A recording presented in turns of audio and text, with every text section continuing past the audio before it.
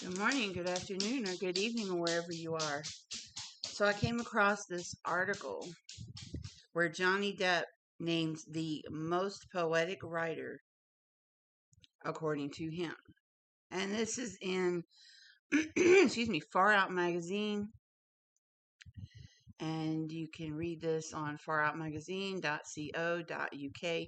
And as always, I'll put the link in the description box. So let's see who Johnny Depp thinks is the most poetic. And again, I'm reading this from my phone because for some reason, when I try to screen record and whatever, then it doesn't save it over to my editing program. I don't know what's happening there. Sometimes there's glitches with it. So I'll read this and I'll put up some nice, lovely photos for you all. Okay. So it says, while Johnny Depp has naturally always been associated with the cinematic medium, he's also consistently proven his love for literature.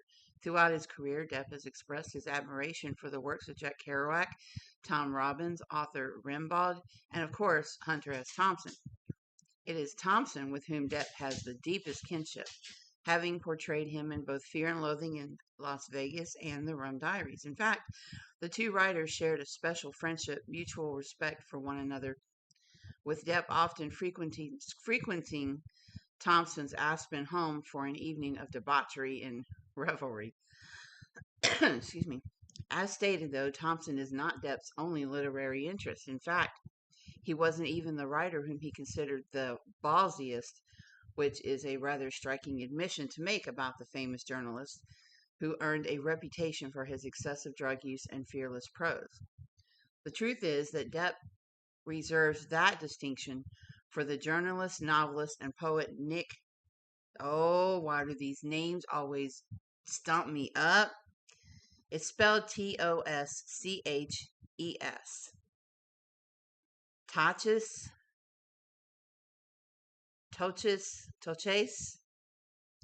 He's still moving forward, Depp had once told Iggy Pop in an interview for Interview magazine years before.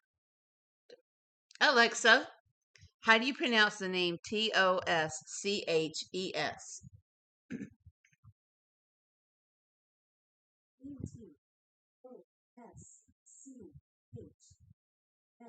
It's pronounced as chess, according to one of the responses.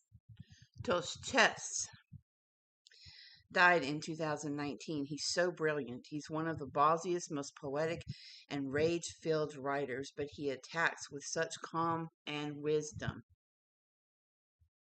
Tosches. Tosches was known for his explorations of pop culture and music and wrote for a number of publications throughout his career, including Rolling Stone and Vanity Fair. He had written intense biographies on both Jerry Lee Lewis and Dean Martin, with a keen interest in the human reality that lies beneath fame and fortune. Going on to express his admiration for Toches's style of writing and journalism, Depp noted, I always feel really lucky after I've read one of Toches's books because it's like you've had this experience with him, and it's funny because hanging out with him is very much like being in one of his books. In fact, Depp suggested that Toches was akin to another of his most cherished writers and friends, in the same way that it was with Hunter, he said. Toches actually wrote a profile piece on Depp for Vanity Fair back in 2011, showing the kind of relationship that he managed to forge with many of his favorite writers. Still, Depp managed to avoid an old cliche in spending time with the likes of Toches and Thompson, explaining, there are those who meet their heroes and go, ah, fuck, and I've never had that, luckily. Excuse my language. Depp's admiration for Toches was so vast that he purchased the archives of the writer's works for a reported $1.2 million and signed the contract in typical Depp fashion with a drop of his blood. Ew, really? Okay. Beyond his work in the fields of journalism and biography, Toches also wrote novels and nonfiction works, including In the Hand of Dante, which weaves together a historical narrative with a modern one. Depp himself had read the audiobook version of the novel, proving again his undying admiration for the writer himself. We naturally associate Johnny Depp with the works and life of Hunter S. Thompson, especially considering their personal friendship and the fact Depp had played him in movies on a number of occasions. However, Depp's literary love seems to extend far and wide, and he clearly had a great passion for the work of Nick Toches to boot.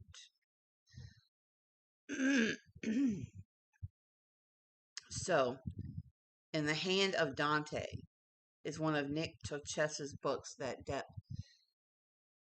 seemed to really enjoy. And plus, this guy wrote an article about Depp in Vanity Fair, so you guys can go and look that up. So that was very interesting, I thought. I learned something new about Johnny Depp with this article. And it really sounds like this Toches guy writes beyond what you see when you look at someone famous. He sounds like he writes underneath that level, a deeper level. So it makes me want to go and get this book.